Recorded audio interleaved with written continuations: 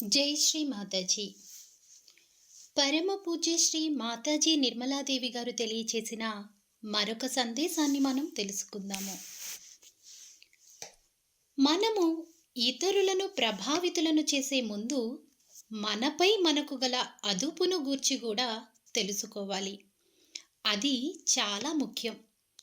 ఉదాహరణకు, తమకంటూ తగిన వ్యక్తిత్వం లేని కొందరు ఇతరులను ప్రభావితులను చేసే ప్రయత్నం చేస్తారు. అది కేవలం ఒక పరిహాసాస్పద చర్య అవుతుంది. తనకంటూ ఒక వ్యక్తిత్వం లేని అలాంటి వ్యక్తి చేత ఎవ్వరూ ప్రభావితులు అవ్వరు. బాహ్యపరంగా కృషి చేయుటకు ముందు అంతర్గతమైన కృషి జరగాలి. ఉదాహరణకు, ఒక వ్యక్తి ఆఫీసుకు ఎప్పుడూ ఆలస్యంగా వెడుతుంటాడు అనుకోండి. అంటే ఆ వ్యక్తి ఎప్పుడూ ఆలస్యం చేస్తూనే ఉంటాడు. కాలానికి తగిన విలువ ఇవ్వడు. అలాంటి వ్యక్తి ఎప్పటికీ గౌరవింపబడడు. సమయ పాలన పాటించమని ఇతరులకు సలహా ఇచ్చే ముందు మీరు మొదట సకాలంలో అచ్చటికి చేరుకోవాలి. సమయ నియమాన్ని మీరు తప్పకుండా పాటించాలి. సమయాన్ని పాటించే వ్యక్తిగా మీరు గుర్తింపబడాలి. ఒకవేళ ఆఫీసుకు 10 గంటలకు వెళ్ళవలసి ఉంటే 5 నిమిషాలు ముందుగానే అక్కడకు చేరుకుని బయట కొంచెం సేపు నిరీక్షించి తరువాత సకాలంలో ఆఫీసులోనికి ప్రవేశించాలి. అలాంటి సమయపాలన చాలా ముఖ్యం. అది ప్రజలకెంతగానో ఉపయోగపడుతుంది. వారికి మీ ఎడల భక్తిపూర్వకమైన గౌరవము, భయము కలుగుతాయి. ఈ పెద్ద మనిషి చాలా క్రమశిక్షణ గల వ్యక్తి, నేనే ఆలస్యమవుతూ ఉంటాను అని వారు అనుకుంటారు. ఒకవేళ మీరు ఎవరితోనైనా ఫలానా సమయానికి నేను కలుస్తాను అని అంటే మాత్రం మిగిలిన అన్ని పనులను సర్దుబాటు చేసుకుని అనుకున్న సమయానికి అక్కడ ఉండి తీరాలి. సమయపాలన చాలా ముఖ్యమైనది. దానిని మీరు విధిగా పాటించాలి. నేను పాశ్చాత్య దేశాలలో చూశాను. ప్రత్యేకించి అక్కడి ప్రజలు ఆలస్యంగా నిద్రలేస్తారు. చాలా బద్ధకస్తులు, కాళ్ళీడ్చుకుంటూ నడుస్తారు. మొత్తానికి వారు ఎలా కనబడతారంటే ప్రపంచం మీద ఆసక్తి లేని వారిగాను, బలవంతాన ఇందులోనికి నెట్టబడినట్లుగాను ఏదో ఒకటి చేస్తూ ఉండేవారిలా కనబడతారు. అలాంటి వ్యక్తి ఎప్పటికీ ఎవ్వరినీ ఆకట్టుకోలేడు. ఎందుకంటే ప్రజలు మీ వ్యక్తిత్వాన్ని చూస్తారు. మీరు మీ జీవితాన్నే భారంగా లాక్కొస్తున్నట్లంటే ఆ పనిని తామెందుకు చెయ్యటం అని వారు అనుకుంటారు. మీరు బద్ధకస్తులైతే ఇతరులను ఆకర్షించలేకపోవడానికి అది ఇంకొక కారణం అవుతుంది. ఇతరులను ప్రభావితులను చేసుకునే వ్యక్తి పెందలకడనే మేల్కోవాలి. మంచి అలవాట్లు అంటే సరి అయిన సమయానికి నిద్రించడం, చక్కగా పండ్లు తోముకోవడం, శరీరం పరిశుభ్రంగా ఉంచుకోవటం చేయాలి. అప్పుడు అట్టి వ్యక్తిని మనం చురుకైన వ్యక్తిగా భావిస్తాము. ఇప్పుడు చాలామంది ఏమనుకుంటారంటే ఆధునిక నాగరిక శైలిలో మీరు ఉండాలనే ప్రయత్నం చేస్తే, అంటే ఆధునిక శైలిలో దుస్తులు ధరించి ఆధునిక శైలిలో తాముంటే తాము ఇతరులను ఆకర్షించగలుగుతామని. కానీ అది నిజం కాదు. ఎందుకంటే మీరు మీకంటూ స్థిరమైన ఓ వ్యక్తిత్వం లేని వారని వారు అనుకుంటారు. మీ యొక్క వ్యక్తిత్వాన్ని మీరు ఏర్పరుచుకోవాలి. మీరు ఫలానా అంటే ఒక ప్రత్యేక నడవడిక గలవారై ఉండాలి. నాటకంలో మనం చూసే ఒక పాత్రలాగా మనము ఉండాలి. ఒక వ్యక్తి అదే స్వభావంతో మాట్లాడతాడు. ఆ వ్యక్తి ప్రజలకు సుపరిచితుడై ఉంటాడు. మీ శైలిని బట్టి మీరు ఫలానా అని ప్రజలచే గుర్తింపబడతారు. మీరు పరిస్థితులతో రాజీ పడరు. ప్రజలతో మాట్లాడేటప్పుడు మీదంటూ ఒక ప్రత్యేకమైన శైలి మీకుండాలి. మీ నడక తీరు కూడా మీకు తగ్గట్టుగా ఉండాలి. అది చాలా ముఖ్యం. దానిని మీరు మీకు తగినట్లుగా మలచుకోవాలి. కాళ్ళీడ్చుకుంటూ నడవకూడదు. కూర్చున్నా, నిల్చున్నా నిటారుగా ఉండాలి. ప్రప్రథమంగా మీ మీద మీకు నమ్మకం ఉన్న వ్యక్తిగా ప్రజలు మిమ్మల్ని చూడగలగాలి. మీపై మీకు నమ్మకం లేకుంటే, అంటే మీపై నమ్మకం లేనట్లుగా మీ ప్రవర్తన వారికి కనబడితే, మీరు ఇతరులను ఆకట్టుకోలేరు. మీ ఆత్మవిశ్వాసము మీ ప్రవర్తన ద్వారా, అంటే మాట్లాడే తీరులో, కూర్చునే నిలబడే పద్ధతిలో, భావ ప్రకటనా శైలి ద్వారా వ్యక్తం కావాలి. తను భద్రంగా ఉన్నాననే భావం అతనిలో కలిగినప్పుడు అతనికి విశ్వాసం యొక్క అనుభూతి కలుగుతుంది. సహజ యోగంలో మీ హృదయ చక్ర స్థానము భద్రంగా ఉండాలంటే మీకు మీరు ఇలా చెప్పుకోవాలి: శ్రీ మాతాజీ, శ్రీ మాతాజీ నాతోనే ఉన్నారు, నాకు సహాయం చేస్తున్నారు. నేను శ్రీ మాతాజీ గారితో ఉన్నాను. నేను ఆందోళన చెందవలసినది ఏమీ లేదు. అప్పుడు మీ హృదయ చక్ర స్థానము సరిగా ఉంటుంది. అయినా దీనిని మీరు ఇతరులకు చెప్పలేరు. కానీ మీకొక స్థిరమైన వ్యక్తిత్వం ఉంటే దాని ప్రభావం ఇతరులపై ఉంటుంది. కానీ మీపై మీకు నమ్మకం లేకుంటే మీరు ఆ విధంగా చెయ్యలేరు. కనుక ఆత్మవిశ్వాసాన్ని ముందుగా మీలో మీరు ఏర్పరుచుకోవాలి. సహజ యోగులకు ఇలా చెప్పటం చాలా సులభం. నేను ఆత్మను, నేను పసివాడిని, శ్రీ ఆదిశక్తి చేత స్వయంగా ఎన్నుకొనబడిన వాడిని నేను అని చెప్పుకొనటం వలన మీపై మీకు అపారమైన నమ్మకం కలుగుతుంది. ఉదాహరణకు, మీరు ప్రజల మధ్యలో ఉన్నారు అనుకోండి. అప్పుడు మీరెలా భోంచేస్తారు? కొంతమంది తింటున్నంతసేపు నోరు తెరుచుకునే ఉంటారు. తినేటప్పుడు వింత చప్పుడు చేస్తుంటారు. ఇదంతా ఇతరులు చూస్తూనే ఉంటారు. మీరు ఎలా తినేది, ఎలా మాట్లాడేది ఇతరులు గమనిస్తూనే ఉంటారు. మామూలుగా మీరు నోరు తెరుచుకుని ఉండకూడదు. అలా ఉంటే మీరు ఎన్నటికీ ప్రజలను ప్రభావితులను చెయ్యలేరు. నోటిని మరీ బిగించినట్లు మీరు ఉండకూడదు. మామూలుగా మూసుకుని ఉండాలి. అలా ఉంటే ప్రజలు మీరు వారిని చూస్తూ ఆవలిస్తున్నారు అనుకోకుండా ఉంటారు. ప్రజలు మిమ్మల్ని దౌర్జన్య స్వభావులుగాను, కోపిష్ఠులుగాను అనుకోకూడదు. ముఖం మామూలుగా ఉంచుకోవాలి. దౌర్జన్యపూరితంగా, కఠినపూరితంగా కాకుండా మామూలుగా తగినట్లుగా ఉంచుకోవాలి. ఆవలిస్తున్నట్లు నోరు వెళ్ళబెడితే వారు మిమ్మల్ని బుద్ధిహీనులు అనుకుంటారు. నోటిని పెదవులతో బిగించుకుని ఉంటే దురుసైన వారిగా మిమ్మల్ని గురించి వారు అనుకుంటారు. ఇతరుల ముందు మీరు ఎలా కూర్చుంటారో, మాట్లాడుతారో అవతలి వ్యక్తి అర్థం చేసుకోవాలి. ఇతరులను ఆకట్టుకునే ముందు మీ స్వంత వ్యక్తిత్వాన్ని మీరు గౌరవించుకోవాలి. తరువాత ఇతరుల వ్యక్తిత్వాన్ని మీ ప్రవర్తన ద్వారా గౌరవించాలి. మీ దగ్గరకు ఎవరైనా వస్తే వారితో మీరు మృదువుగా మాట్లాడాలి. మీ వద్దకొక దేవుడు వస్తున్నాడు అనుకోవాలి. నాలో ఆత్మ ఉంటే అతనిలోనూ ఆత్మ ఉంటుంది అనుకోవాలి. అతడు చక్కగాను సుఖంగాను కూర్చునే ఏర్పాటు చేయాలి.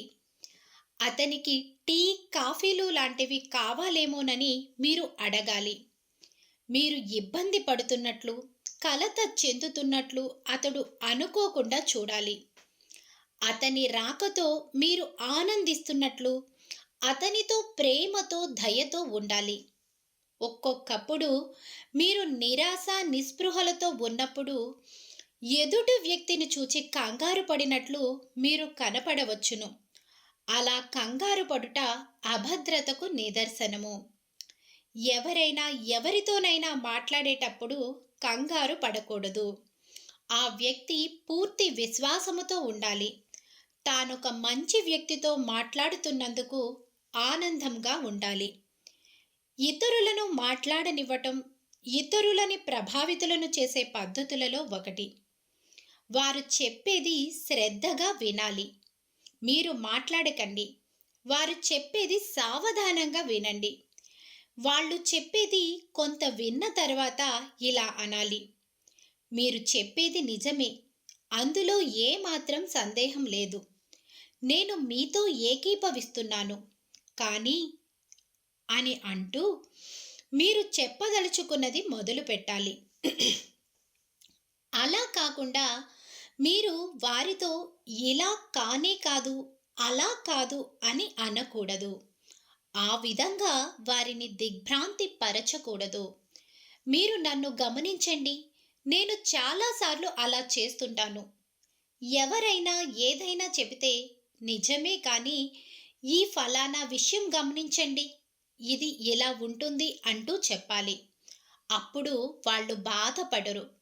మీరు విషయాన్ని అన్ని కోణాల్లో పరిశీలించిన వ్యక్తిగాను, స్థిమితం గల వ్యక్తిగాను వారు అనుకుంటారు. ఇతరులపై మీ అభిప్రాయాలను రుద్దేవారు కారని అనుకుంటారు. ఒక విధంగా మీ అభిప్రాయాలను వాళ్లపై మీరు రుద్దుతున్నప్పటికీ మీరు అటువంటి వారు కారని వారు భావిస్తారు. మీరు వీలైనంత వరకు ఇతరులకు ఫలానా పని చెయ్యమని చెప్పకండి. అది వాళ్లను ఇబ్బంది పెడుతుంది. ఉదాహరణకు, నేను మీతో ఇది ఇలా చేయండి, లైట్లు తీసివేయండి అని అంటే మీరంతా నా పిల్లలు కనుక బాగానే ఉంటుంది, కానీ ఇతరులతో వ్యవహరించేటప్పుడు జాగ్రత్తగా ఉండాలి. ఎవరైనా కూర్చుని ఉన్నారు అనుకోండి, మీరు లైటు వేయాలనుకున్నప్పుడు నెమ్మదిగా ఆ వ్యక్తితో లైటు వేసినందువలన మీకు ఇబ్బంది లేదు కదా అని అలా అనాలి. దౌర్జన్యపూరితంగా ప్రవర్తిస్తే అది వారికి మీపై ఏర్పడే మొట్టమొదటి అభిప్రాయము అవుతుంది. ఇది సహజ యోగంలో ఇంకొక విధంగా ఉంటుంది. సహజ యోగంలో మొదటిది కుండలిని, ఆ తరువాతే ఇలా చేయటం అలా చేయటం లాంటిది ఉంటుంది. పునాది నుండి మీరు నిర్మించుకుంటూ రావాలి. అప్పుడు మాత్రమే ఇతరులను బయట నుండి ఆకర్షించగలుగుతారు. పునాది నుండి నిర్మించటానికి ముందుగా వారిలో మీ యందు విశ్వాసము కలిగించాలి. మీరు ఏది చెప్పినా అది వాస్తవం అనే నమ్మకం వారిలో కలిగించాలి. మీరు విశ్వాసం లేని దాన్ని గూర్చి గాని, అసత్యమైన విషయం గాని చెప్పరని వారు నమ్మాలి. మీరు వారికి తెలియజెప్పే విధానం వారిపై ప్రభావం చూపుతుంది.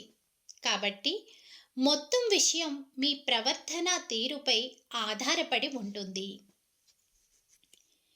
ఇతరులను ఆకర్షించటంలో మీరు వేసుకునే దుస్తులు ప్రముఖ పాత్ర వహిస్తాయి.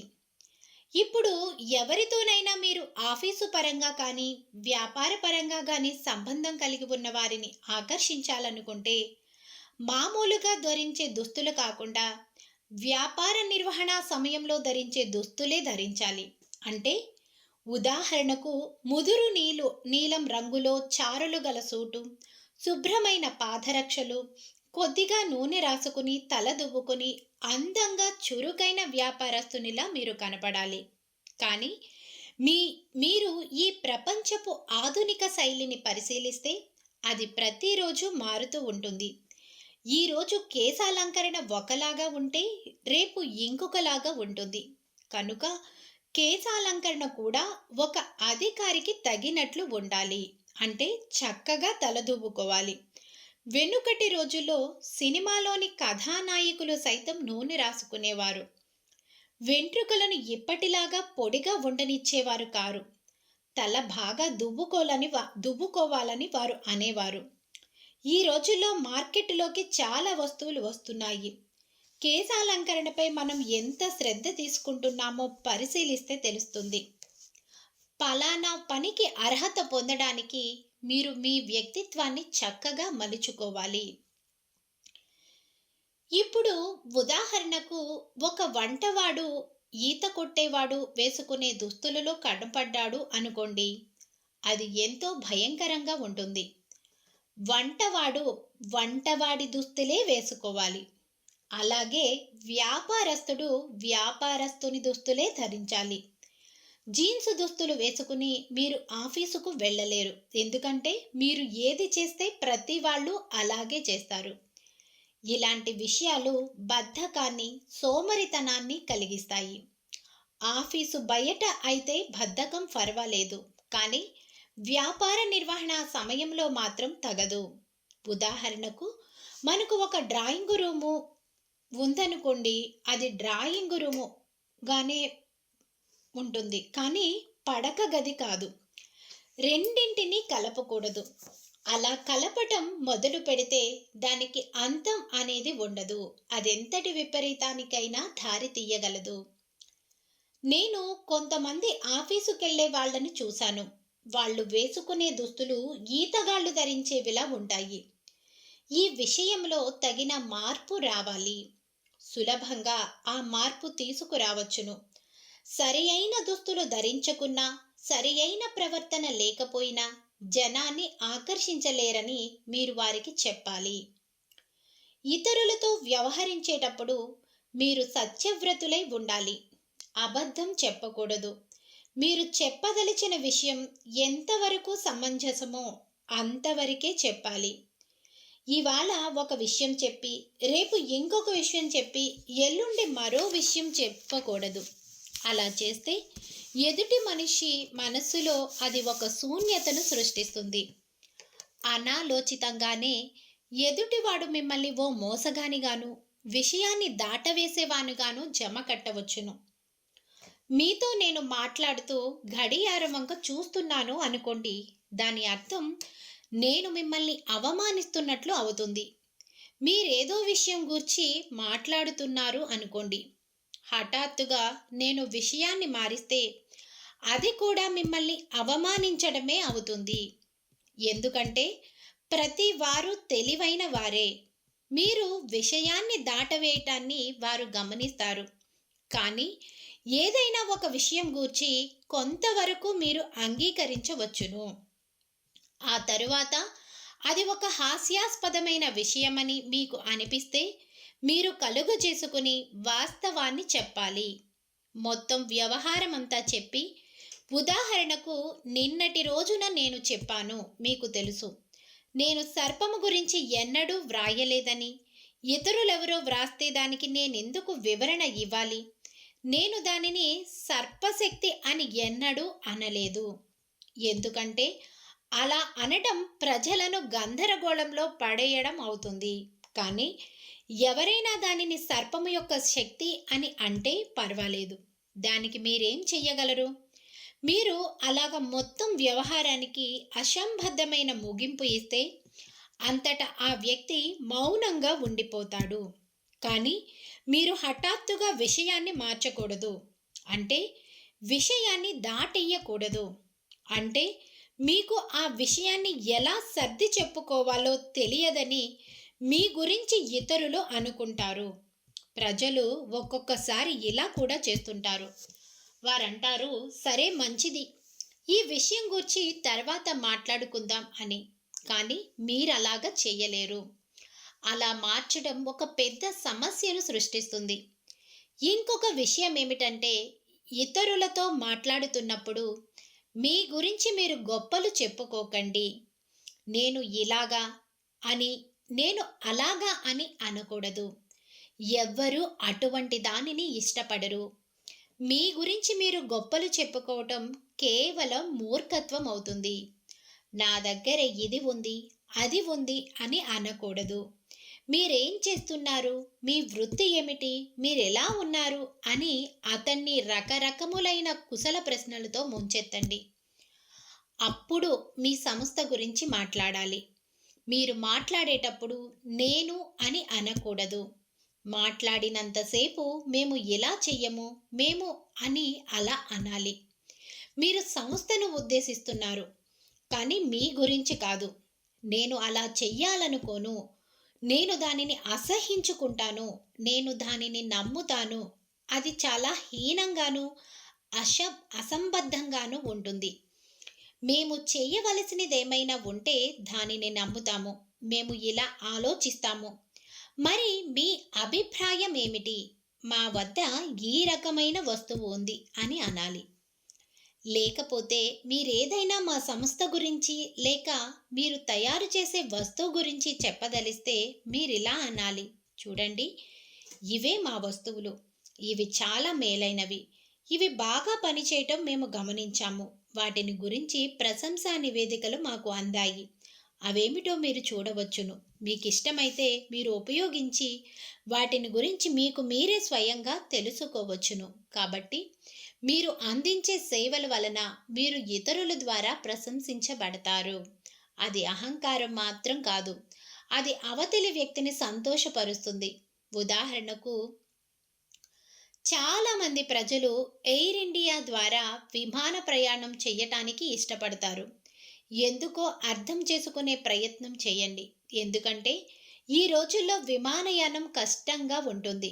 ప్రయాణానికి ముందు వారు మిమ్మల్ని ఎక్కువసేపు పరీక్షలు చేస్తారు.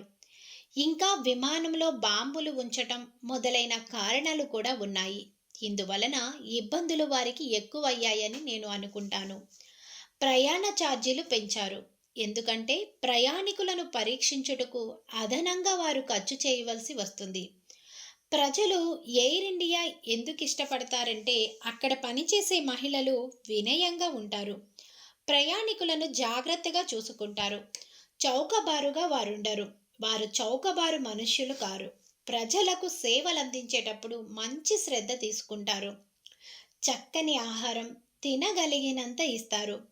ప్రయాణంలో 5-6 సార్లు వారు ఆహారం ఇస్తారు. ఏమి కావాలంటే అది ఇస్తారు. మీరు చాలా సంతోషంగా ప్రయాణిస్తారు. మీ ప్రక్కనున్న బటన్ నొక్కండి, వెంటనే వారు మీ ముందు ఉంటారు. ఇంతకు నేను చెప్పేదేమంటే, జనంతో వ్యాపారం చేసేటప్పుడు మీరొక వైపు ఉంటారు. మీరు సేవలందుకోరు, అందిస్తారు ఇతరులకు. సేవలందించాలని మీరెప్పుడు గ్రహిస్తారో అప్పుడు మీ స్వభావమే మారిపోతుంది. మీ సేవల ద్వారానే వారు పని చేయటం మొదలు పెడతారు. ప్రత్యేకించి ఆంగ్లేయులతో ఇదొక పెద్ద సమస్య. అందుకే వారు ఎక్కువగా నష్టపోతుంటారు. వారు చాలా పొగరుబోతులు. ఎవరైనా ఒక ఇంగ్లీషు వ్యక్తిని తన వద్దనున్న వస్తువును చూడవచ్చునా అని మీరు అడిగితే ఆ వ్యక్తి ఏమంటాడంటే, మంచిది, మీకు చూపించి దాన్ని గూర్చి చెప్పే ఏర్పాట్లు మా వద్ద లేవు. మీ చిరునామా ఇవ్వండి, ఆ తరువాత మీకు పంపుతాము అని అంటారు. అంతే సంగతులు. ఆ తర్వాత ఆ వ్యక్తి దానిని పట్టించుకోడు. సమస్యల పరిష్కారానికి మీరు తగిన విధంగా సన్నద్ధులై ఉండాలి. ఒక సంస్థలో మీరొక వస్తువును తయారు చేస్తున్నారు అనుకోండి, దాని గురించి మీకు సంపూర్ణంగా తెలిసి ఉండాలి. అవసరమైనప్పుడు మీ వద్ద దానికి సంబంధించిన పత్రములన్నీ ఉండాలి. ఎవరైనా మీ వద్దకొస్తే ఆ వ్యక్తి మీకు తెలిసిన వ్యక్తి అయ్యి మీతో వ్యాపారం చేయగల వ్యక్తి అయితే మీరు ఇలా అనాలి, ఇక్కడనే ఉంది చూడండి, మీ అంతట మీరే గమనించండి అని అంటూ వస్తువుకు సంబంధించిన అన్ని వివరాలు అతనికి తెలియచెప్పాలి. అమ్మకం విషయంలో ధర ఇంత తగ్గిస్తామని చెప్పాలి. ఈ విషయాలన్నీ అవతలి వారిని ఆకర్షిస్తాయి. వస్తువు కన్నా మీరు వివరాలు తెలియచేసే తీరు ఎంతగానో ఆకర్షిస్తుంది. మీరు మీ వివరాలు తెలియచేసే విధానం చాలా ముఖ్యమైనది. దానికి తగిన పత్రాలు మీ వద్ద ఉండాలి. దానికి తగిన వ్యక్తులను లేదా మీకు మీరే అన్ని విషయాలు చక్కగా చూసుకోవాలి. కొంత డబ్బు ఖర్చయినా పర్వాలేదు. ఏదైనా ఖర్చయితే అది మీ వస్తువు ఉత్పత్తి ఖర్చుకు అదనం అనుకోవాలి. ఎక్కడో ఒక చోటన అమ్మే వస్తువునుంచితే చాలు అనుకుంటే అమ్మకం జరగదు. ఈ రోజుల్లో ఏదైనా వస్తువు తయారు చేసి అమ్మాలనుకుంటే ఈ ఖర్చు ఉత్పత్తి ఖర్చులో భాగం అవుతుంది. జనాన్ని ఆకర్షించడానికి మీరు ఎక్కువగా వస్తువు గూర్చి ప్రకటించవలసిన అవసరం లేదు. కొనుగోలుదారులతో ఎక్కువ సాన్నిహిత్యంగా వ్యవహరించవలసి ఉంటుంది. ఇంతకు మీకు తెలియచెప్పేది ఏమంటే, ఏదైనా వస్తువును కొనవలసి వస్తే ఎవరి నుండి ఇదివరకు నేను ఆ వస్తువు కొన్నానో ఆ వస్తువు ఎంతగా ఉపయోగపడిందో జ్ఞాపకం పెట్టుకుంటాను. ఎవరైతే ప్రేమతో దయతో నా ఎడల ఉంటారో వారి వద్ద నుండి కొనాలి అనుకుంటాను. అతని ప్రవర్తన బాగుండాలి. నన్ను పరిహసించేట్టుగా ఆ వ్యక్తి ఉండకూడదు. నాకు కావలసిన వివరాలు అన్నీ ఇచ్చే వ్యక్తిగా ఉండాలి. అలాంటి వ్యక్తి నాకు వస్తువును అమ్మటానికి అన్ని విధాలా యోగ్యుడని అంగీకరిస్తాను. అలాగే ఒకసారి నేను లాయిడ్స్ సంస్థను చూడడానికి వెళ్ళాను. అందులో కొంత డబ్బు దాచదలిచాను. ఒక బ్యాంకులో కొంత డబ్బు ఉంచడం అనేది ఒక పెద్ద విషయంగా వారు అర్థం చేసుకోవాలి. అది ఒక ఖాతాదారునితో మాట్లాడడానికి ఒక చిన్న పిల్లను నియమించారు. ఇతరులతో సంప్రదించవలసిన సందర్భంలో సంస్థకు చెందిన వ్యక్తి తగిన వ్యక్తిత్వం కలవాడై ఉండాలి. నేను లోనికి ప్రవేశించగానే నన్ను ఎవరని ప్రశ్నించి ఆ స్థానంలో ఉన్న చిన్నపిల్ల నేను ఫలానా అని చెప్పగానే ఆమె నాతో ఇలా అన్నది, మేము మీకు సహాయపడలేము. దీనిని మీరు ఇలానే ఉంచుకోవాలి. మేము ఏమీ చెయ్యలేము అని అన్నది. అప్పుడు నేను సరే మంచిది అన్నాను. నేను భారత హై కమిషనర్ గురించి ఇంకా అలాంటి విషయాలు ప్రస్తావించాను. నేననేదేమంటే, నేను అలా మాట్లాడవలసిన అవసరం లేకుండానే ఆమె సరిగ్గా అర్థం చేసుకోవాలి. ఆమెకు అర్థం కాని విషయం ఏమిటంటే, నా వెంట ఒక డ్రైవరు ఉన్నాడు. నాకు ఒక మెర్సిడీస్ కారు ఉంది. ఖరీదైన చీర కట్టుకుని చాలా గౌరవనీయంగా కనపడుతున్నాను. నాతో తగిన విధంగా ప్రవర్తించాలనే విషయం ఆమెకు తప్పక తెలుసుండాలి. ఇక్కడొక నిజమైన ఖాతాదారుడున్నాడు. ఆమె నాతో మీ గుర్తింపు కార్డు కావాలన్నది. తాను ఇది చెయ్యాలి అది చెయ్యాలి అన్నది. అలా వీలు పడదు, కుదరనిదే కుదరదు అన్నది. నాకు వాళ్ళంటే విసుగు పుట్టి ఇంకో బ్యాంకుకు వెళ్ళాను. అది నార్త్ వెస్ట్ బ్యాంకు. ఆ బ్యాంకులో నాకు ఖాతా ఉంది. కానీ అది మా ఇంటికి దగ్గరగా ఉండాలనుకున్నాను. అది కాస్త దూరమే అయినా మంచి లొకాలిటీలో లేకపోయినా నేను లోనికి ప్రవేశించగానే అక్కడ పనిచేస్తున్న ఒక ఆమె నన్ను ఒక తెలివిగల స్త్రీగాను ఒక మంచి ఖాతాదారునుగాను వెంటనే గుర్తించింది. వజ్రాలతో ఉన్న నా ఆభరణాలను చూసి నా వ్యక్తిత్వాన్ని అర్థం చేసుకుని ఒక మంచి ఖాతాదారు ప్రవేశిస్తున్నారని గ్రహించి ఆమె నాతో ఇలా అన్నది, ప్రముఖులు కూర్చునే గదిలోనికి వెళదాం రండి, అక్కడ కూర్చుని మాట్లాడుకుందాం అని అన్నది. నేను మాట్లాడలేదు. ఆమె నన్నొక గదిలోనికి తీసుకువెళ్ళి నాతో మృదువుగా ఇలా అన్నది, నేనొక నిమిషం టైము తీసుకోవచ్చునా అని. ఆమె లోనికి వెళ్ళి ఎవరితోనూ టెలిఫోన్లో నాకు సంబంధించిన ధ్రువపత్రాలు మొదలైన వాటి వివరాలు అడిగి తెలుసుకున్నది. మీరు గమనించండి, అవతలి వ్యక్తి ఎదుటనే ఇదంతా చేయవలసిన అవసరం లేదు. అవతలి వ్యక్తి యొక్క వ్యక్తిత్వాన్ని ధృవపరుచుకొనుట రహస్యంగా జరగాలి. ఆ వ్యక్తి దీనిని చెడుగా భావించని విధంగా, అంటే ఇతనిలో ఏదో ఒక లోపం ఉందనుకోకుండా విషయాన్ని ధృవపరుచుకోవాలి. మీరు విచారణ జరుపుతున్న విషయం అతనికి తెలియకూడదు. అతడింతకు మునుపే మీకు తెలిసినట్లు కనపడకూడదు.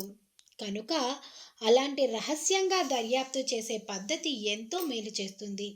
లేకుంటే వారికి కోపం వస్తుంది. మొరటుగా ఎవరితోనూ మాట్లాడకూడదు. మీరలా మొరటుగా ఉండడం కూడా ఎవ్వరూ ఇష్టపడరు. అవతలి వ్యక్తిని నిరోధించాలని మీరు ప్రయత్నించినా, సందేహిస్తున్నట్లు కనబడినా మిమ్మల్ని ఎవరూ ఇష్టపడరు. మీరు 3 విషయాల గురించి జాగ్రత్త వహించాలి. అవతలి వ్యక్తిని సుఖాసీనులుగా ఉంచటం, అతనికి ప్రతి విషయము చెప్పడం, అతడు చెప్పేది శ్రద్ధగా వినడం, అతడు చెప్పేది మీరు నమ్మటం, అప్పుడు ఆ వ్యక్తి మీ వైపు శ్రద్ధగా చూస్తాడు.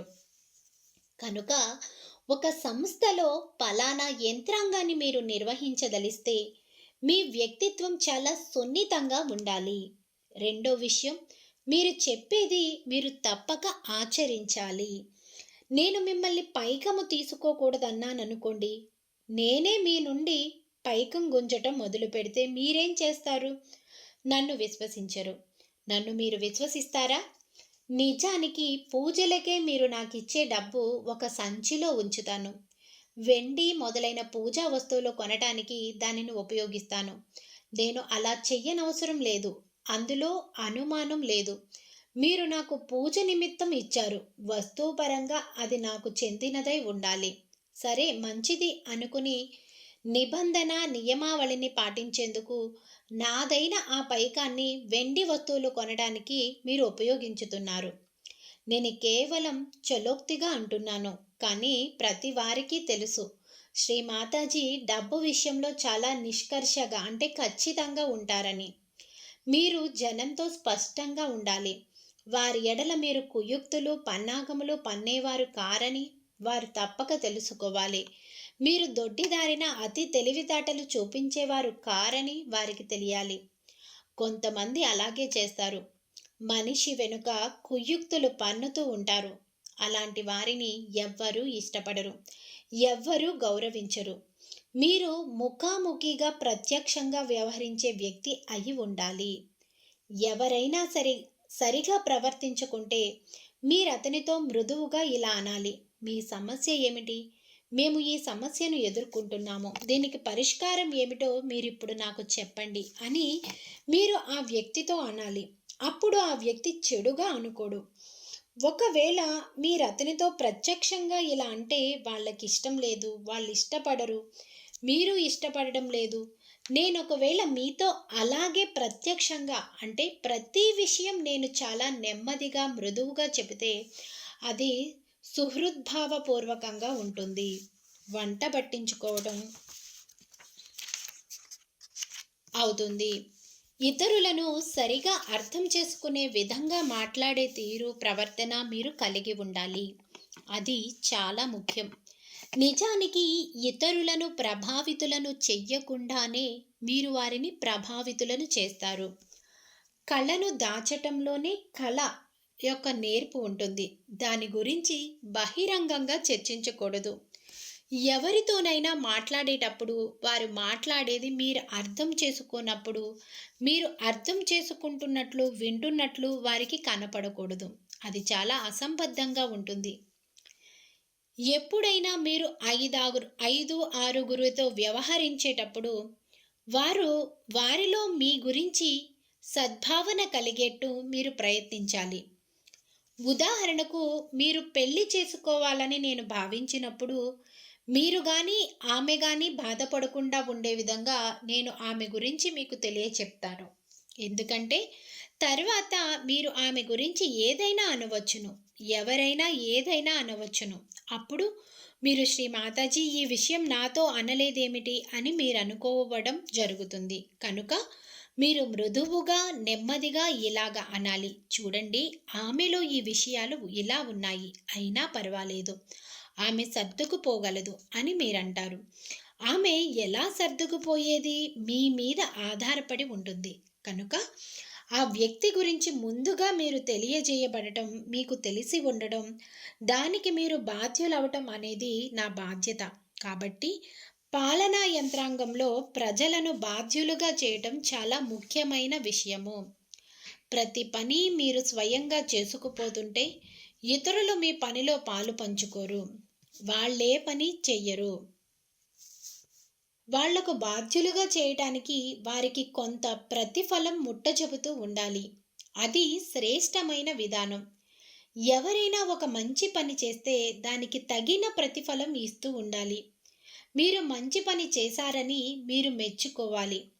ప్రేమ కరుణలతో కూడిన మాటలతో, చిన్న చిన్న వస్తువులతో మీరు వారిని అభినందించవచ్చును. నేను రాజేష్ అంటే సహజయోగి గురించిన ఓ ఉదాహరణ చెప్తాను. అతడు శ్రీమంతుడు, చాలా చక్కని వ్యక్తి. అతనికి ఏదీ కొరత లేదు. అతనికి మనం ఏమి ఇవ్వగలం? ఒకసారి నాతో పాటు అతడు కారులో ప్రయాణిస్తున్నాడు. అతని వద్ద స్విస్ తయారీ చాకు ఒకటి ఉంది. ఒక పండు కోయటానికి దానిని డ్రైవర్కి ఇచ్చాడు. ఆ తరువాత అది కాస్త మాయమైంది. రాజేష్కు చాలా కోపం వచ్చింది. దాన్ని అణుచుకోలేక డ్రైవర్ తనను మోసం చేశాడని పోలీస్ స్టేషన్కు అతన్ని తీసుకెళ్లాడు. అయినా పోయిన దానిని తిరిగి పొందలేకపోయాడు. ఏదో విధంగా ఆ డ్రైవరు ఆ వస్తువును కనబడకుండా చేయగలిగాడు. అతడొక కిరాయి టాక్సీ డ్రైవరు. రాజేష్కు ఆ డ్రైవర్ మీద చాలా కోపం వచ్చింది. అది చూసి నేను రాజేష్తో సరేలే, ఏమీ పర్వాలేదు అని అన్నాను. ఆ తరువాత నేను ఇండియాకు వచ్చినప్పుడు ఒక మంచి చాకు అతని కొరకు తీసుకుని అతనికిచ్చాను. దాన్ని చూసి కరిగిపోయి అతడు నాతో ఇలా అన్నాడు: శ్రీ మాతాజీ, మీరు దీని విషయం ఎలా గుర్తుపెట్టుకున్నారు? అప్పుడు నేను అతనితో అన్నాను, అప్పుడు ఆ సమయంలో నీవు బాగా నిరాశ చెందావు, కృంగిపోయావు. అప్పుడు అతడు అన్నాడు, నేను నిరాశ చెందినది చాకు గురించి కాదు, ఆ డ్రైవరు మోసం చేసినందుకు. కానీ ఇప్పుడు మొత్తం విషయం సద్దుమణిగింది. ఒక వ్యక్తిలోని చిన్న చిన్న విషయాలు గమనిస్తే మీకే తెలుస్తుంది, మధురానుభూతిగా నిలిచిపోతుంది. నేను మీకు గ్రేగోయిర్ అనే వ్యక్తికి సంబంధించిన ఉదాహరణ చెప్తాను.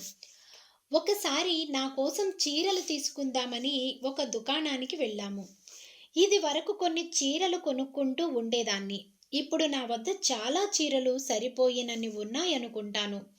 అయినా నాకు ఒక చీర చాలా బాగా నచ్చింది. కానీ దాని ధర చాలా ఎక్కువగానే ఉంది. డబ్బు వృధా చేయరాదు అనుకున్నాను. ఏదైనా గాని దాన్ని కొనకుండానే తిరిగి వచ్చాను. మర్నాడు గ్రేగోయర్ అదే చీరను కొని నాకు బహుమతిగా ఇచ్చింది. నిజానికి దాన్ని చాలా భద్రంగా దాచుకున్నాను. ఆ విషయం నాకు జ్ఞాపకం ఉంది. మీరు గమనించండి, ప్రతి చిన్న సంఘటనను ఒక గొప్ప విషయంగా మలుచుకోవచ్చును. ఉదాహరణకు పూజ గురించి మనం ఆ విధంగా చెప్పుకోవచ్చును. ఆఫీస్లో పనిచేసే అధికారి తన ప్రత్యేకతను మీరు పనిచేసే సంస్థలో తెలిసే విధంగా చేయవచ్చును. ఆ విధంగా చిన్న విషయాలకు కూడా ప్రాముఖ్యత ఉంది. మీరు వారి సంస్థలో బాధ్యతాయుతంగా ఉంటారనే విషయం వాళ్ళు కూడా తెలుసుకోవాలి. అది చాలా ముఖ్యం. ఒకసారి మా శ్రీవారి ఆఫీసులో పనిచేస్తుండే వ్యక్తి ఇంకో సంస్థలో చేరాడు. అతడు అలా చెయ్యకూడదని ముందుగానే హెచ్చరింపబడ్డాడు. అయినప్పటికీ ఎక్కువ డబ్బు వస్తుందనుకుని ఇంకో సంస్థలో చేరాడు. తరువాత తాను కొత్తగా చేరిన సంస్థ ఒక నరకం అని గ్రహించాడు. డబ్బు విషయం తప్ప ఆ సంస్థలో ఏదీ బాగాలేదని తెలుసుకుని అతడు చాలా బాధపడ్డాడు. మళ్ళీ పాత సంస్థలోనే చేరాలనుకున్నాడు. అతడు వచ్చి మా వారిని అడిగినప్పుడు ఆయనకు చాలా కోపం వచ్చింది. నిన్ను వెళ్ళొద్దన్నాను, అయినా వెళ్ళావు, ఎందుకెళ్ళావు? అలాంటి పని చేయవలసిన అవసరమేమిటి నీకు? అయినా ఇప్పుడు తిరిగి నిన్ను పనిలోనికి తీసుకోలేను అని అన్నారు. తరువాత అతడు నా వద్దకు వచ్చాడు. నా దగ్గరకు రావాలనే ఆలోచన అతనికి ఎందుకొచ్చిందో నాకు తెలియదు. కానీ నా వద్దకు వచ్చి జరిగినదంతా నాతో చెప్పి తాను మళ్ళీ పాత సంస్థలోనికి అంటే షిప్పింగ్ కార్పొరేషన్ రావాలనుకుంటున్నాడు. అందుకు నా సహాయం కావాలన్నాడు. నేను ఇదివరలో ఎన్నో తప్పులు చేసి ఉండవచ్చును. ఇప్పుడు చేసినది ఇంకా చాలా పెద్ద తప్పు అనుకుంటాను. శ్రీవాస్తవ గారు నా మీద ఎందుకో కోపంగా ఉన్నారు. ఆయన నన్ను తిరిగి పనిలోనికి తీసుకోవటానికి ఇష్టపడుట లేదు అని అన్నాడు. శ్రీవాస్తవ గారింటికి వచ్చిన తరువాత నేను ఆయనతో అతడు నన్ను చూడటానికి వచ్చాడు అని అన్నాను. దానితో ఆయనకు చాలా కోపం వచ్చింది. నేను ఆయనతో ఇలా అన్నాను, అతడు మీ ఆఫీసులో మళ్ళీ చేరాలనుకుంటున్నాడు. అతని విన్నపానికి తగిన విలువ మీరివ్వాలన్నాను. అంతటా ఆయన నాతో అతను నీ వద్దకు ఎందుకు వచ్చాడు అని అడిగారు. నేను అన్నాను, బహుశా నేను మీకన్నా ఎక్కువగా క్షమాగుణం కలిగి ఉంటాననుకుని ఉండవచ్చును, అంతే. ఆ మాట ఆయనను సరి అయిన దారికి తీసుకువచ్చింది. ఆయన నాతో ఇలా అన్నారు. అంటే నీ ఉద్దేశ్యం ఏమిటి? నేను కూడా క్షమించగలను అని అన్నారు. ఆయన అతన్ని క్షమించారు. ఇలాంటి యుక్తులు నా వద్ద సహజంగానే ఉన్నాయి. మీరు కూడా నన్ను అనుసరించి వాటిని పొందవచ్చును. ఇతరులకు నచ్చచెప్పటం, ప్రభావితులను చేయటం అంత పెద్ద కష్టమైనదేమీ కాదు. కానీ అలాంటి చిన్న విషయాలు ఎంతో ప్రాముఖ్యతను సంతరించుకుంటాయి. సహజ యోగులు ఎవరైనా వ్యాధిగ్రస్తులైనప్పుడు మీరు వారిని శ్రద్ధగా చూసుకోవాలి. వారి భార్యలు గాని, పిల్లలు గాని అస్వస్థులైనప్పుడు వారెలా ఉన్నారో అడిగి తెలుసుకోవాలి. వారిపై శ్రద్ధ చూపించాలి. వారిలో ఒకరిగా మీరు వారిచే గుర్తింపబడాలి. అలాగే ఒక సంస్థను కూడా ఒక కుటుంబంలాగా చూడాలి. సంపూర్ణ కుటుంబంలా ఒక సంస్థను భావించాలి. ఆమె ఎలా ఉన్నారు? క్షేమంగా ఉన్నారా? ఏమైనా సాయం కావాలా? అని ఆ విధంగా మీరు అడగాలి. అతడు గాని, అతని భార్య గాని అస్వస్థులైనప్పుడు వారికి పుష్పగుచ్చాలు ఇవ్వాలి. వాళ్ళ పిల్లల క్షేమ సమాచారాలు మీరు కనుక్కోవాలి. ఇలాంటి విషయాలు ఎంతగానో ఉపకరిస్తాయి. సాధారణంగా క్రిస్మస్ పండుగ నాడు ప్రజలు ఒక కార్డు గాని, ఏదైనా వస్తువు గాని పంపుతారు. అదే ఒక సంస్థలో అయితే పద్ధతి ప్రకారంగా కార్డు ఉంటుంది. మీరు వాటి మీద సంతకం చేసి పంపవచ్చును. ఆ కార్డులోనే మీ పిల్లలు క్షేమమని తలుస్తాను అని గాని, లేక మీ శ్రీమతి క్షేమమని తలుస్తాను అని గాని వ్రాసి పంపవచ్చును. అతని భార్య మీకు తెలిసి ఉంటే ఆమెకు మా నమస్కారములు అని కూడా వ్రాయవచ్చును. ఎక్కువగా వారు ప్రేరేపించబడుతున్నారని, సంస్థలో వారంటే ఇష్టపడుతున్నారనే భావన వారిలో కలుగచేయాలి. ఇలాంటి విషయాలు చాలా ముఖ్యమైనవి. ఒక వ్యక్తి యొక్క హోదాను మార్పు చేసే సలహా కూడా మంచిది కాదు. ఉదాహరణకు, నేను క్రిస్టినిని అమెరికా లీడరుగా చేయదలిచినట్లయితే గ్రెగోయిర్ను అక్కడనే ఉండమని, క్రిస్టిని విషయాల్లో జోక్యం చేసుకోవద్దని నేను చెప్తాను. ఈ సందర్భంలో నేను గ్రెగోయిర్తో ఇలా చెప్పాను. గ్రెగోయిర్ చూడండి, ఇప్పుడు ఆమె అంటే క్రిస్టిని ఉన్నారు. ఆమె ప్రజలతో బాగా వ్యవహరిస్తున్నారు. వారి గురించి ఆమెకు తెలుసు. వారు ఆమెను అభిమానిస్తారు, గౌరవిస్తారు. హఠాత్తుగా మీరు ఒక క్రొత్త మనిషిగా అక్కడకు వెడుతున్నారు. మీరు ఆమెకు కాబోయే భర్త. ఇప్పటిలాగా మీరు ప్రపంచ నాయకులలో ఒకరుగా ఉండాలి. స్థానిక విషయాల్లో మీరు చేయవలసినదేమీ లేదు.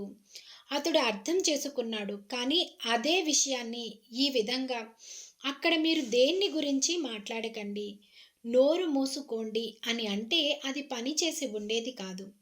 ఆ విషయం అతనికి బాగా తెలుసు. అతడలా పైకి వచ్చిన వాళ్ళల్లో ఒకడు.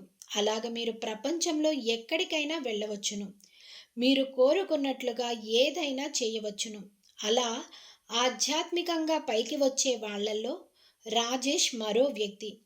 తగిన ఏర్పాట్లు చేసే వరకు మీరే వ్యక్తిని హఠాత్తుగా మార్చకూడదు. ఇలా హఠాత్తుగా మార్చబడే వ్యక్తి సరిగా ఉండే విధంగా మీరు తప్పక ప్రయత్నించాలి. ముందుగా అతన్ని నిజంగా మార్చడం అవసరమా అనే విషయం మీరు నిర్ధారించుకోవాలి, తెలుసుకోవాలి. ఒకవేళ మీరు సందిగ్ధంగా ఉంటే ఆ విషయాన్ని అలాగే ఉండనివ్వాలి. కాలమే అన్ని విషయాలను చక్కబరుస్తుంది. కొంతకాలం గడవనీయండి. అతనితో సూచనాప్రాయంగా ఇలా అనండి.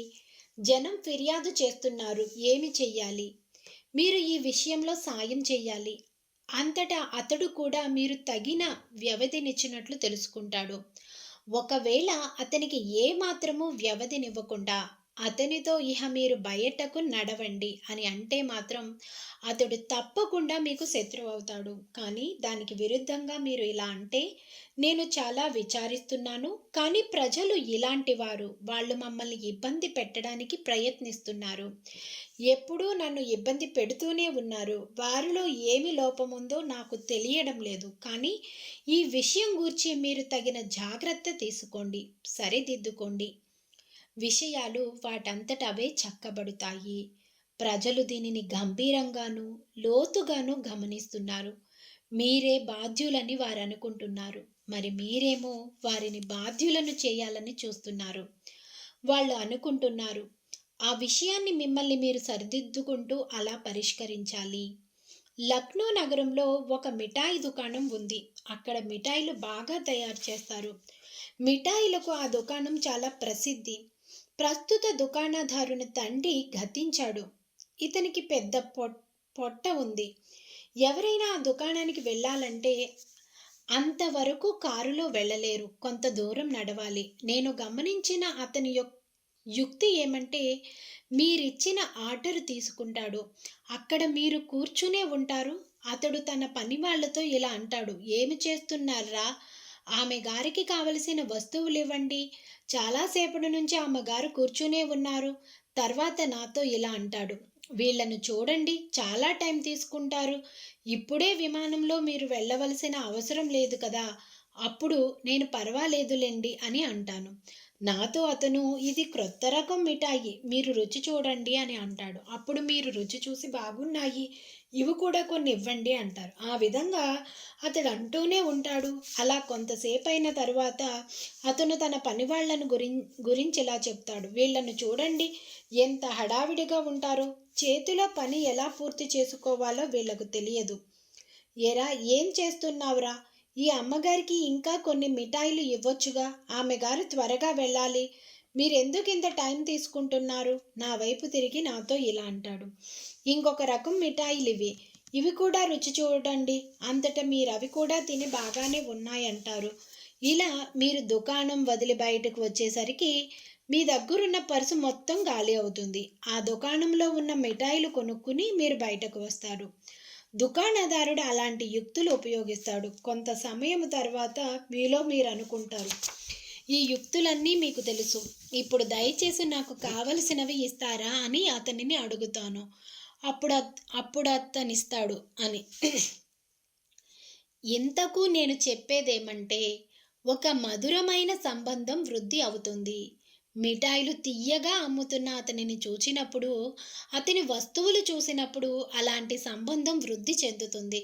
అలా కాకుండా అందుకు విరుద్ధంగా, ఇవి నా వస్తువులు, కావాలంటే కొనండి, లేకుంటే బయటికి నడవండి అని దుకాణదారుడంటే, సరే మంచిది అని మీరు మొదట్లోనే బయటకు వస్తారు.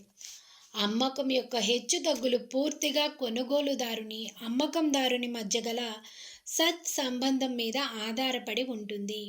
ఇక్కడ వస్తువు కాదు పని చేసేది. ఆ ఇరువురి మధ్య గల సంబంధం పనిచేస్తుంది. వస్తువు ఎలా ఉన్నా ఎవరూ లక్ష్య పెట్టరు. కానీ మీ వద్ద ఒక 5 వస్తువులుండి అన్నీ సమానంగా మంచివై ఉంటే, సున్నితంగానూ గౌరవంతోనూ తమ పట్ల ప్రవర్తించేటటువంటిది, తగిన సమయానికి వస్తువులను అందచేసేది అయినా సంస్థ వద్దకు జనం వెళతారు. ఆ సంస్థ వారు అమ్మే వస్తువులు మరీ నాసిరకం అయితే తప్ప జనం అటువైపే వెడతారు. అయినా మీరు ఇతర సంస్థలో గల గొప్పదనం ఏమిటో తప్పక తెలుసుకోవాలి.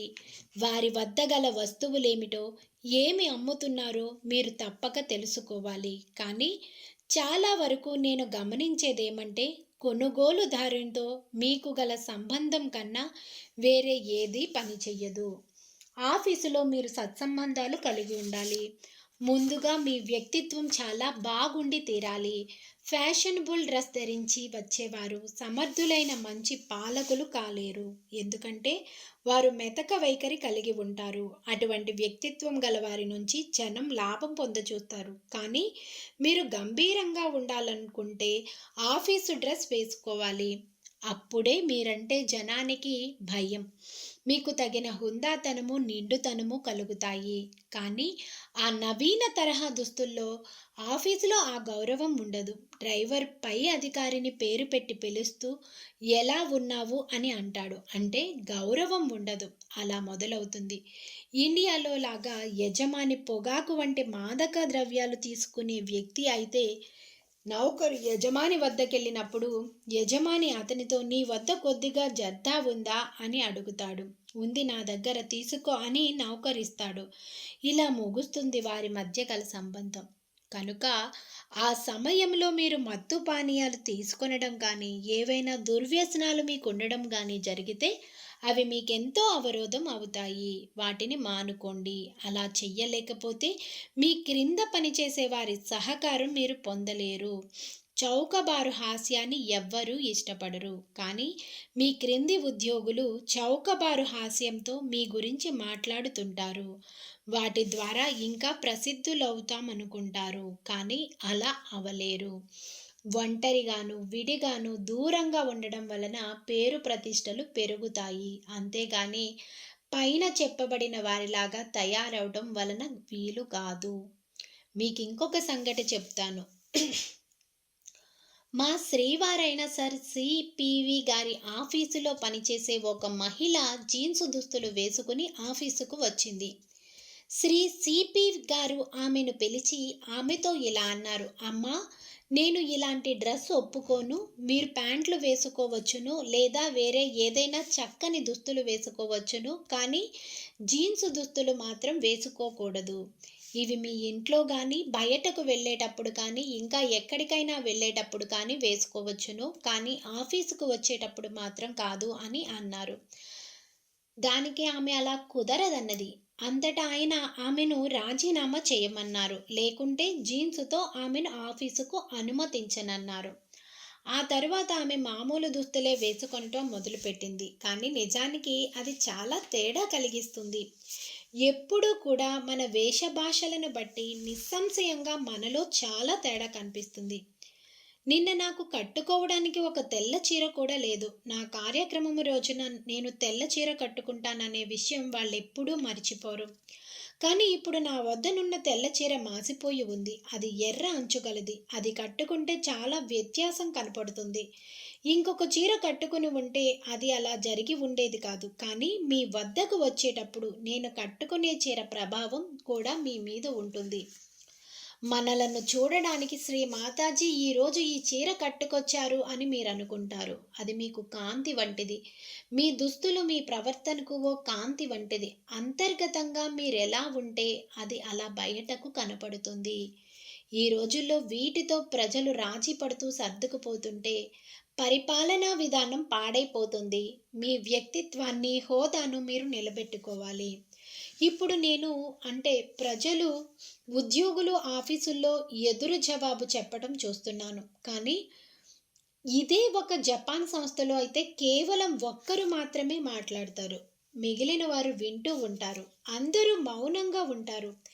ఎప్పుడైనా ప్రశ్నింపబడినప్పుడు మాత్రమే మాట్లాడుతారు, లేకుంటే మాట్లాడరు. వారి మధ్య ఓ రకమైన భక్తి భావం ఉంటుంది. ఇందులో ఒక చమత్కారం అంటే యుక్తి ఇలా ఉంటుంది. ఒక కార్యక్రమానికి వెళ్ళే ముందు అతడు తన 5 మనుషులను పిలిచి ఇలా అంటాడు: మనం ఫలానా విధంగా చేయవలసి ఉంటుంది. మీరేదైనా చెప్పదలిస్తే ఇప్పుడే చెప్పండి. ఎందుకంటే ఇది ఇదివరకే నిశ్చయింపబడినది. అందువలన ఇతరుల ఎదుట ఎవ్వరూ అనవసరంగా మాట్లాడకూడదు. మా పిల్లల విషయంలో మేము ఇలాగే వ్యవహరిస్తాము. ఎవరింటికైనా వెళ్ళవలసి వస్తే వాళ్ళ పిల్లలతో వాళ్ళు ముందుగానే అంటారు. అక్కడికి వెళ్ళిన తర్వాత మీరు ఏదీ అడగకూడదు, అక్కడ ఏదీ ముట్టుకోకూడదు, ఎక్కువగా తినకూడదు, ఏ విషయంలోనూ కాదు ఏ విషయంలోనూ లేదు కాదు అని అనకూడదు. ఏమైనా తినవలసి వస్తే కొంచెంగా తినాలి. దానికి ముందుగా కృతజ్ఞతలు చెప్పాలి. అక్కడికి వెళ్ళినప్పుడు మీరు నమస్కారం చెప్పాలి. ఈ విషయాలన్నీ ఇంట్లోనే పిల్లలకు ముందుగానే నేర్పబడతాయి. లేకపోతే ఇంకొకసారి ఎక్కడకు తీసుకెళ్ళమని పిల్లలను ముందుగానే ఇంట్లో హెచ్చరింపబడతారు. నిజానికి వాళ్ళు ఎలా ప్రవర్తించాలో ముందుగానే తెలుసుకొని ఉంటారు. ఉదాహరణకు మీతో కలిసి ఒక సభకు ఓ 5 వ్యక్తులు వచ్చి కూర్చున్నారు అనుకోండి. వాళ్ళల్లో వాళ్ళు సహజయోగ సంస్థ గురించి తర్కించుకోవటం మొదలు పెడతారు. సహజయోగులు మొదట్లో అలానే చేసేవారు. ఇతరులెదుట నాతో అలాగే వాదించేవారు. అది ఒక సమస్యగా తయారయ్యేది.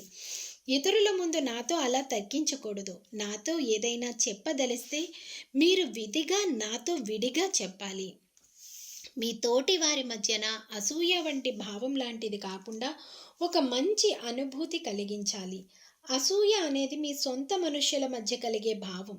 మీరు ఇలా చెప్పాలి: ప్రతి వాళ్లకు వాళ్ళ సొంత పని ఉంటుంది, ప్రతీదీ చేసుకోవలసి ఉంటుంది. మనమంతా కలిసిమెలిసి ఉండాలి.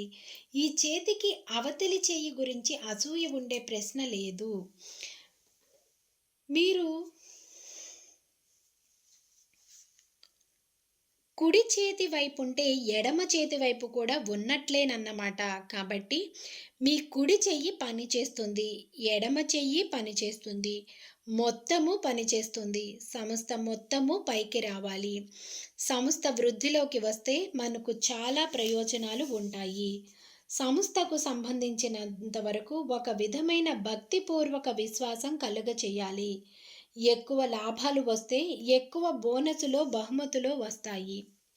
బహుశా మీ కుండలిని గురించి నేను అంతర్గతంగా బహు చక్కగా అర్థం చేసుకుని ఉండవచ్చును. విషయాల గురించి లోతుగా, అంతర్గతంగా ఎలా వ్యవహరించాలో నాకు తెలుసు. ఎప్పుడైనా వేరే ఎవరితోనైనా మీ గురించి చెప్పవలసి వస్తే, ఉదాహరణకు నేను మీ గురించి వేరే వారికి చెప్పవలసి వచ్చినప్పుడు, అతన్ని జాగ్రత్తగా చూసుకోండి. ఇలా చెయ్యండి. అతడు జాగ్రత్తగా ఉండే వ్యక్తి. నేను చెప్పేది అతడు అర్థం చేసుకోకుండా ఇలా అనవచ్చును.